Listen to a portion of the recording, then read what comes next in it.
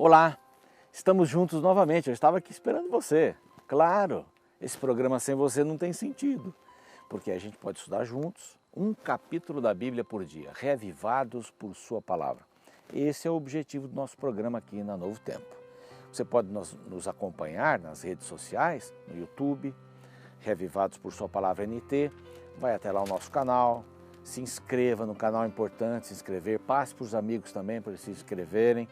Coloque lá um clique lá no sininho para você receber sempre o novo programa que vai ao ar lá no YouTube, logo nos primeiros momentos do novo dia. 00:01 já temos a possibilidade de colocar aí o programa para você, tá bem? E compartilhe, que é muito importante você compartilhar o programa Reavivados por sua palavra. Também na TV Novo Tempo, no Facebook TV Novo Tempo, nós estamos lá para podermos trazer a você aí esperança, ânimo, para tomar novas decisões para o novo dia. Faça disso o seu primeiro momento. Estude a palavra, arrume a cama, tome um bom de jejum, faça exercícios e saia para ser gentil, saia para ser Jesus para as pessoas. Nós estamos estudando a segunda carta aos Coríntios e já estamos no capítulo 11. A partir do último capítulo, capítulo 10, Paulo muda o tom da carta. Ele fica um pouco mais severo, porque a preocupação dele era justamente aqueles que estavam criando uma ruptura na igreja de Corinto. Paulo não queria de maneira nenhuma dividir a igreja. Estavam lá os judeus querendo judaizar os cristãos e vice-versa também, os gentios, não é? E os gentios também, que tinham várias filosofias, estavam querendo implementar alguma coisa ali, mas ele está preocupado aqui com os judeus que queriam transmitir uma outra doutrina, um outro evangelho, como ele chama. Na realidade não existe um outro evangelho, né? Mas seria uma mensagem distorcida da palavra de Deus para aqueles gentios. Eles queriam manter todas as regras e todas as leis dos judeus por ali. Bom, o capítulo 11 então, ele já vai bastante severo, ele vai mudar o tom, ele vai comparar as situações que eles estão vivendo a coisas bastante terríveis. Nós vamos lá ler aqui alguns versos para a gente poder... Primeiro verso, ele usa uma palavra bastante interessante, ele diz assim: quisera eu me suportasseis um pouco mais na minha loucura, suportai-me, pois. Bom, ele estava sendo duro, né? Ele já tinha escrito uma carta intermediária que a gente não conhece, não está publicada aqui, né? Era uma carta dura, uma carta chamada severa, e ele diz assim: me suportem mais um pouquinho na minha loucura, porque agora eu vou falar fundo. E ele fala um pouco dele aqui. Para a gente que olha assim a primeira vez, é assim, puxa, ele está querendo dizer quem foi, que fez, orgulhoso, mas tem um motivo, essa sua maneira de reagir diante destes que estavam dividindo a igreja, estavam tirando as pessoas dos braços de Jesus de fato. Falavam de Jesus, acreditavam em Jesus, mas estavam querendo que os gentios pudessem seguir todas as festas judaicas e, pior do que isso, eles estavam ensinando que eles deveriam ser salvos pelas obras que eles deveriam fazer, não é? Obras boas, salvação; obras más, perdição. Então, foque nas obras. Não é isso que Paulo estava ensinando. Esse é o outro evangelho que ele chama aqui. Nesse momento ele diz: me suportem mais um pouco.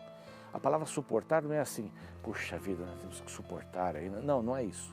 A palavra suportar é assim: me deem suporte, me deem a base, me apoiem, para que eu possa falar de coração. Eu vou abrir meu coração. E ele chama isso de loucura. Eu vou falar tudo que está dentro de mim.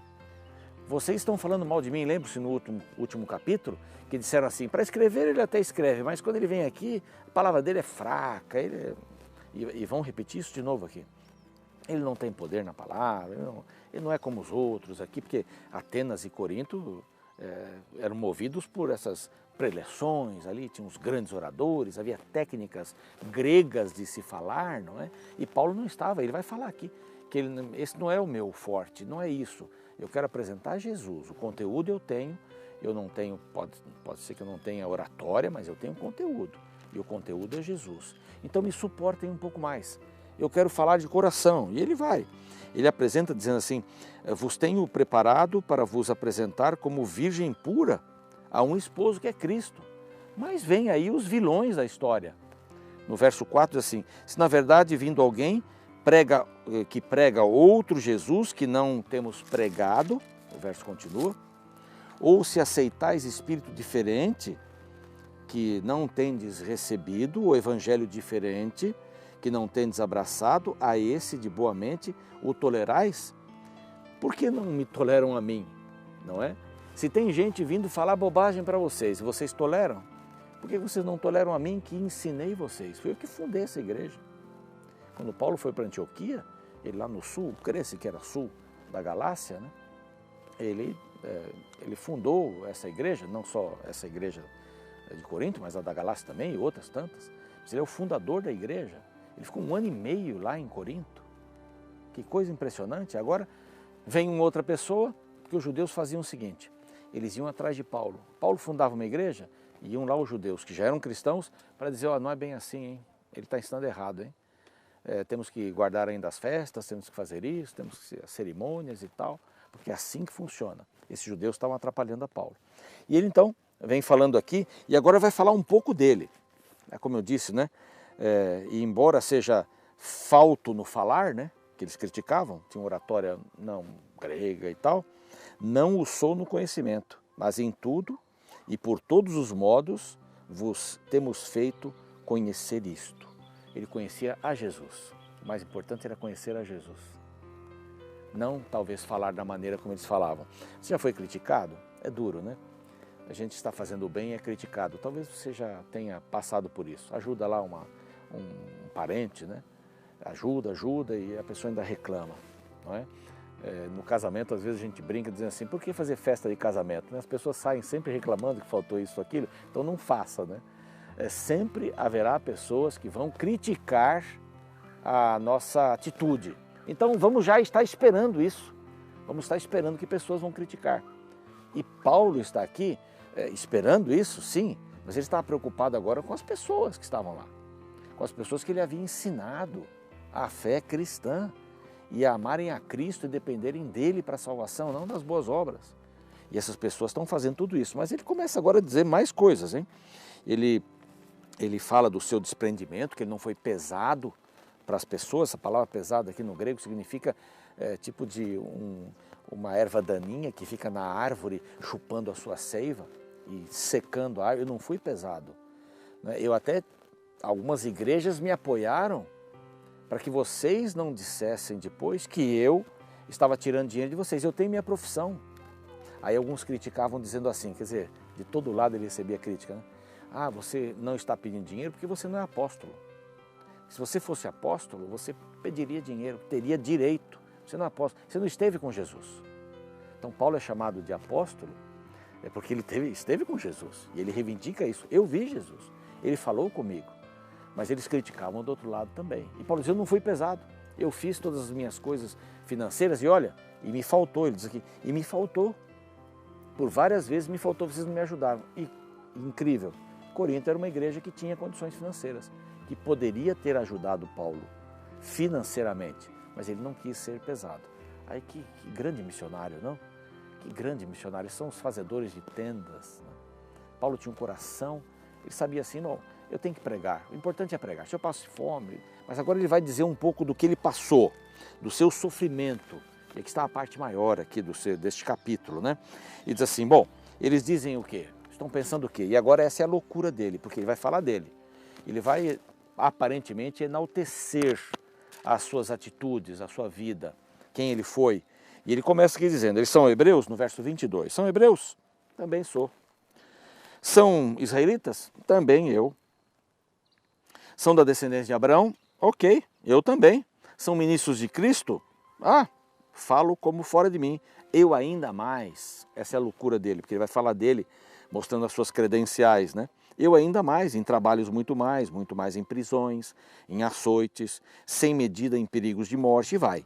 Muitas vezes estive em perigo de morte, 5 vezes recebi dos judeus 40 açoite menos 1, que só podia dar 39.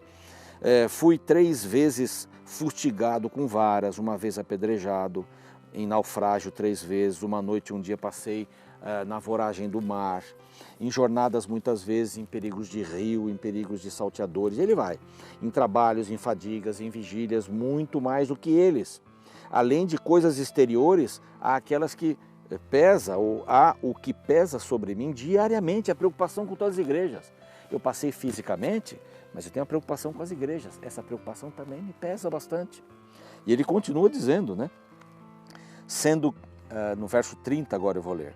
Se tenho de gloriar-me, olha só como a gente termina esse capítulo. Se tenho que gloriar-me, gloriar-me-ei no que diz respeito à minha fraqueza.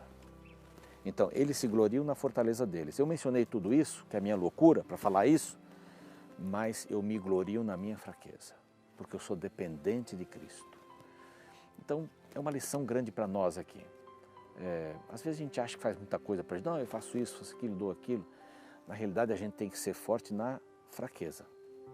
A nossa fraqueza é a dependência que nós temos de Deus. É isso. Nós temos que dizer para o Senhor, Senhor, eu preciso do Senhor. Muitas pessoas dizem assim, pastor, eu não vou incomodar Deus orando para Ele, tem tanta coisa para fazer no mundo, né? Tem tanta coisa, tanta gente para cuidar, tantas guerras, tantas doenças, eu vou pedir alguma coisa para Ele, vou incomodá-lo? Não, é na sua fraqueza que você deve buscar ao Senhor. Então, que esta lição de Paulo, que essa preocupação de Paulo com a igreja, e mostrar o que ele tinha feito, porque eles estavam criticando demais, não é? E ele estava preocupado com aqueles indivíduos se perderem. E ele então diz, bom, eu quero me fortalecer na minha fraqueza. Vamos orar pedindo isso ao Senhor? Pai bondoso, nós queremos diante de Ti agora mostrar a nossa fraqueza. Nós temos que precisar do Senhor, nós queremos precisar do Senhor, nós queremos depender do Senhor para a nossa salvação. Então nos ajude a entendermos isso e a buscarmos como Paulo, na fraqueza, a força que só o Senhor pode nos dar.